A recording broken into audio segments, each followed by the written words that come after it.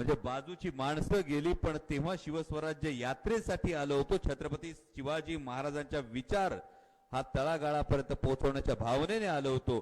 आता आजूबाजूची माणसं बदललीत, पण आलोय त्याच तत्वासाठी ज्या छत्रपती शिवाजी महाराजांनी शेतकऱ्याच्या भाजीच्या देठाला हात लागू देऊ नका अशी शिकवण दिली होती. त्या छत्रपती शिवाजी महाराजांचा विचार घेऊन आज शेतकऱ्यांची जी परिस्थिती आहे, कांदा उत्पादक शेतकऱ्याची असेल, दूध उत्पादक शेतकऱ्याची असेल, डाळिंब उत्पादकांची असेल, ऊस उत्पादकांची असेल, हे मोदी सरकार 25 लाख कोटी रुपयांची मोजक्या उद्योगपतींची कर्ज माफ करतं, पण आमच्या शेतकऱ्यांचं काही हजार रुपयांचं कर्ज माफ होत नाही. एका वर्षभरात, गेल्या वर्षभरात, आता नवीन वर्ष साजरं करतील लोक, पण नवीन वर्ष साजरं करत असताना या महाराष्ट्रातल्या 2066 शेतकऱ्यांनी आत्महत्या केल्यात आणि महाराष्ट्राचं सरकार सांगतं की आम्ही शेतकऱ्यांचं सरकार आहोत. विचार करा, कांद्याची निर्यात बंदी होऊन आज जवळपास 22 दिवस आलेत, पण सरकारच्या एकाही प्रभावशाली मंत्र्यानं ही गोष्ट ठणकावून सांगितली नाही की निर्यात बंदी उठवा.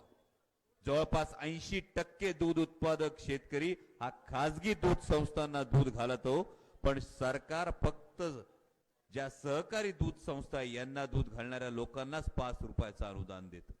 आणि मग तुमच्या मनात प्रश्न पडत असेल, एवढे मातब्बर मोठमोठे नेते जे सत्तेत सुद्धा सामील आहेत, असे नेते मान वर करून सरकारला जाब का विचारत नाहीत? तुमच्यासारखा मलाही प्रश्न पडला होता ना. आता आमच्या सहकार्याने जेव्हा पोवाडा सादर केला तेव्हा या पोवाड्यातून या प्रश्नाचं उत्तर मिळाल्यासारखं झालं. त्यांनी छत्रपती शिवाजी महाराजांच्या इतिहासाविषयी सांगत असताना वतनदारांचा जरूर उल्लेख केला. छत्रपती शिवाजी महाराजांच्या स्वराज्याला सगळ्यात जास्त विरोध जर कोणी केला होता तर तो इतकाच मुघलांना जाऊन मिळणाऱ्या वतनदारांनी केला होता. का होता वतनदारांचा विरोध? आपली वतन जाऊ नयेत, आपल्या वतनावर काहीतरी गदा येऊ नये म्हणून वतनदार जी कोणती शाही असेल, आदिलशाही असेल, मुघलशाही असेल, सगळ्यांची हात मिळवणी करायला तयार होते, पण स्वराज्यामध्ये वतनदारी नव्हती. त्यामुळे स्वराज्यात सामील व्हायला कोणी तयार नव्हतं.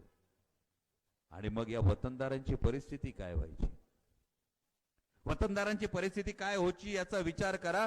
जेव्हा अफजल खानानं स्वराज्यावर हल्ला केला, या स्वराज्यावर हल्ला केल्यानंतर जेव्हा अफजल खानानं तुळजापूरच्या मंदिरावर आक्रमण केलं, तुम्हाला काय वाटतं? औरंगजेबाच्या अफजल खानाच्या फौजेत जे सरदार होते, मग मंबाजी भोसले असतील, नाईकजी पांढरे असतील, बाजी घोरपडे असतील, यांची मनगट शिवशिवली नसतील? यांचं रक्त सळसळलं नसेल? रक्त त्यांचंही सळसळत होतं, मनगट त्यांची शिवशिवत होती, पण झूल वतनदारीची पांघरलेली होती, मान मांडलिकत्वाच्या ताब्यात दिली होती. त्यामुळे अफजल खानाला नजर उचलून बोलण्याची परिस्थितीच नव्हती. बाबा तू असं का करतोयस? हा इतिहास पुन्हा जागवण्याचं कारण असं आहे की हीच परिस्थिती आज आमच्या महाराष्ट्रातल्या अनेक नेत्यांची झाली आहे का? झूल वतनदारीची पांघरलेली आहे आणि त्यामुळे केंद्र सरकारला जाब विचारण्याची हिम्मतच विसरून गेलेत. का आमची कांद्याची निर्यात बंदी करता आहात? का आमच्या शेतकऱ्यांना सरसकट कर्जमाफी देत नाही आहात? कारण असं म्हणतात की जर लाचारीनं मान पायाकडे झुकली तर नजरेला नजर देऊन प्रश्न विचारता येत नाही. अशी परिस्थिती निर्माण झाली की काय, हा प्रश्न आहे. आणि आज खरंच योगायोग म्हणजे सावतामाळी महाराजांच्या मंदिरामध्ये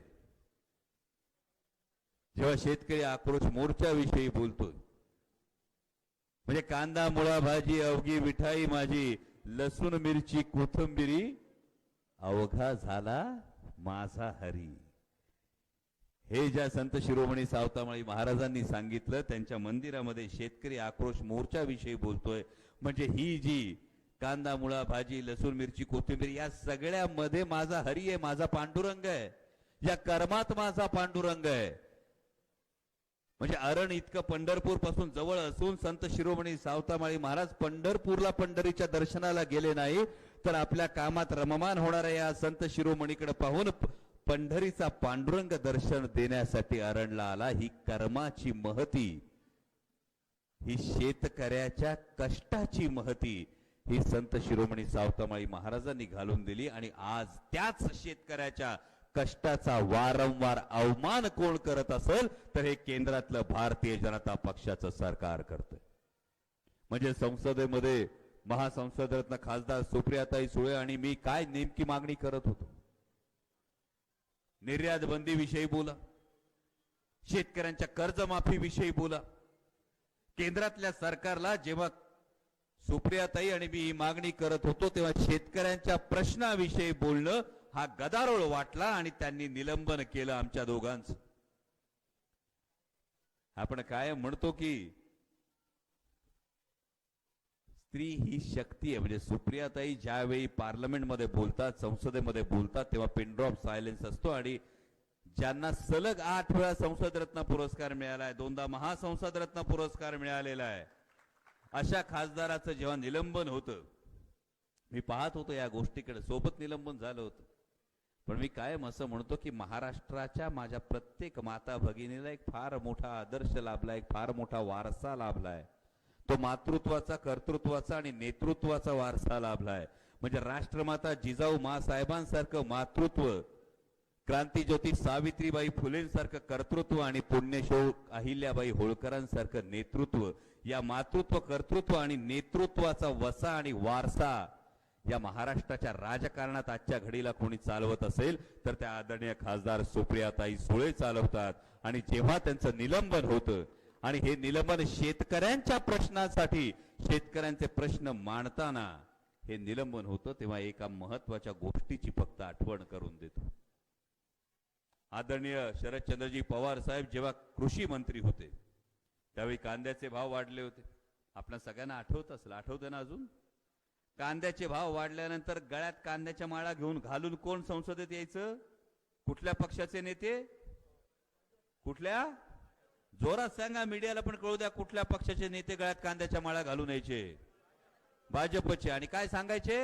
निर्यात बंदी करा, निर्यात बंदी करा, निर्यात बंदी करा, शेतकऱ्याचं कंबरड मोडू द्या. आदरणीय शरदचंद्रजी पवार साहेबांनी सांगितलं, माझ्या शेतकऱ्याला 4 सुखाचे दिवस येण्याची वेळ आलेली आहे. काहीही झालं तरी मी निर्यात बंदी करणार नाही, हे ठणकावून सांगणारा नेता जर कोणी होता तो आदरणीय शरदचंद्रजी पवार साहेब होते. आणि आज काय परिस्थिती? आज जेव्हा शेतकऱ्याला 4 पैसे मिळण्याची वेळ आली तेव्हा घाईघाईनं या केंद्र सरकारने निर्यात बंदी लागू केली. त्यामुळे या सरकारला फक्त खाणाऱ्यांचं पडले आणि पिकवणाऱ्यांचं नाही असं जरी म्हणत असलो तरी दुसरी वस्तुस्थिती वेगळी आहे. आज डेअरीला दूध घालतो आपण, घालतो का नाही? भाव काय मिळतो दुधाला? 25-26 रुपये. आणि पिशवी घ्यायला गेलो दुधाची कितीला पडते? 58 रुपयाला, 55, 56, 58 रुपयाला. म्हणजे तुमच्याकडून दूध घ्यायचं 25 रुपयाला, पिशवी येते 55 रुपयाला, मधल्या 30 रुपयाचं होतं काय? म्हणजे मग हे सरकार नेमकं खाणाऱ्यांचाही विचार करत नाही, हे पिकवणाऱ्यांचाही विचार करत नाही. हे सरकार फक्त मोजक्या उद्योगपतींचा विचार करतं आणि म्हणून त्यांच्यासाठी 25-30 लाख कोटींची कर्जमाफी होते, पण आमच्या सर्वसामान्य शेतकऱ्याच्या कर्जाचा विचार होत नाही. आणि म्हणून या शेतकरी विरोधी सरकारचा हा बुरखा फाडण्यासाठी हा शेतकरी आक्रोश मोर्चा निघाला. आणि मोर्चा निघाल्याबरोबर भारतीय जनता पक्षाच्या नेत्यांना मळमळायला लागलं. म्हणजे भाजपच्या प्रदेशाध्यक्षांनी घाईघाईने सांगितलं या मोर्चाने काय व्हायचं नाही, पण या अध्यक्षांना, प्रदेशाध्यक्षांना अजिबात याची फिकीर नाही की हे शेतकऱ्यांचे प्रश्न सुटले पाहिजेत. केंद्रात बसलेल्या भारतीय जनता पक्षाच्या माध्यमातून त्यांना हे सांगितलं पाहिजे की हे आमचे शेतकऱ्यांचे प्रश्न आहेत, हे सोडवा. आणि हे जर सुटत नसतील आणि सरकारला जर जाग येत नसेल तर या सरकारला जाग करावं लागेल. आणि त्यासाठी या संघर्षात तुमच्या खांद्याला खांदा लावून महाविकास आघाडीचा प्रत्येक कार्यकर्ता कायम उभा राहील ही तुम्हाला हमी देतो आणि थांबतो. धन्यवाद. जय शिवराय.